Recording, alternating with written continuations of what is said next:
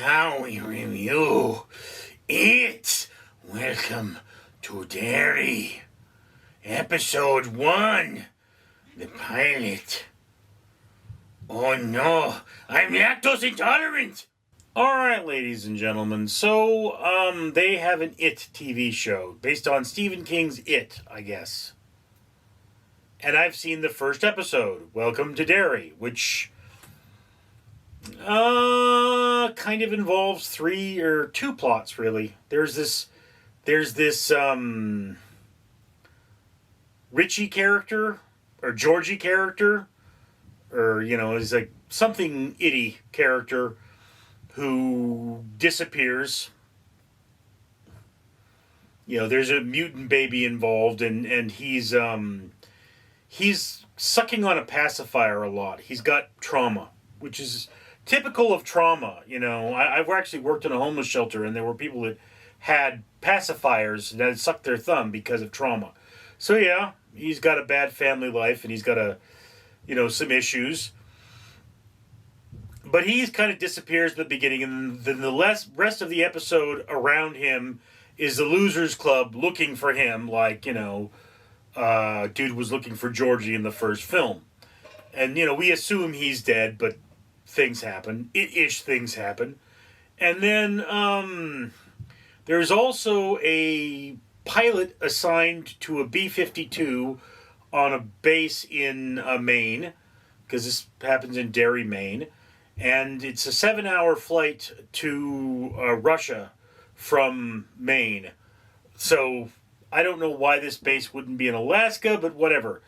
And his exploits being, there. And one of the things they do is they blame the nuclear bombs on this base for weird things happening in Derry. But that's very, very subtly mentioned. To be completely honest with you guys, I'm neither here nor there on this episode. It's an HBO sort of a thing, and there's plenty of blood, guts, and gore, but, well, not plenty of. There's a reasonable amount for what it is. And, you've got sort of the Losers Club there, and you've got some graphic scenes. There's a birth scene, which is pretty extreme. But,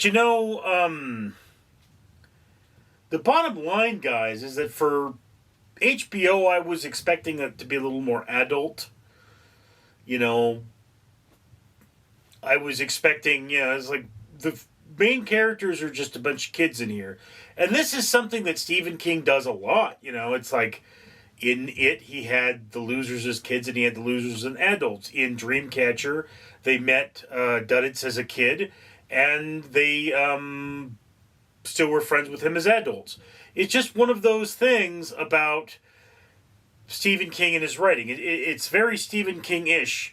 I don't know if Stephen King actually wrote this, but it's inspired by his work. So it's very Stephen King-ish.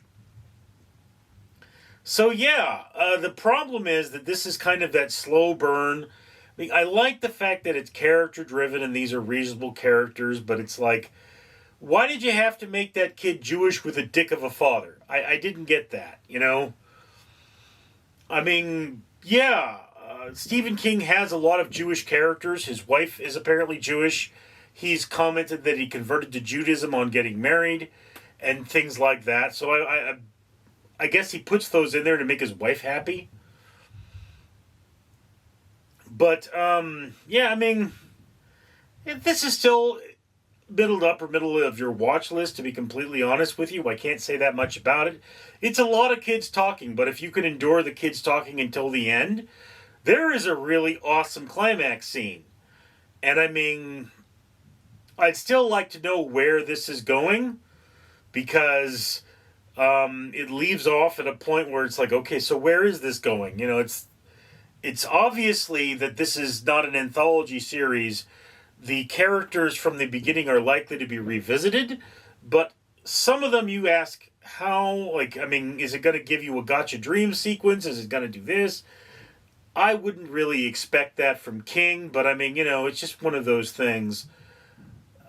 The Gunslinger, I believe, had a Gotcha Dream sequence in it. So yeah. Anyway, so yeah, I would put this in the upper middle of your watch list. It's solid enough. If you enjoyed it, you will probably enjoy this. But there are no scary clowns running around, just mutant babies with wings. So anyway, that's just my opinion. I'd love to hear yours in the comments below. I'm Richard. Greetings, humanity. I'm Randall the Rat, and I'm here to remind you that, well, you should probably comment, like, and subscribe now. And why? Well, the world isn't all that great, and Random Street Theater here is trying to change it. We do things like have trash removed from the ocean, pay for trees to be planted, and even feed orphans. And you can help. You can comment, like, and subscribe, and it's free. When you think about it, if you don't do those things, well, what are you saying?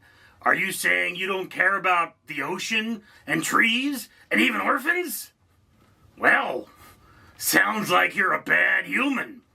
And you have a delicious face.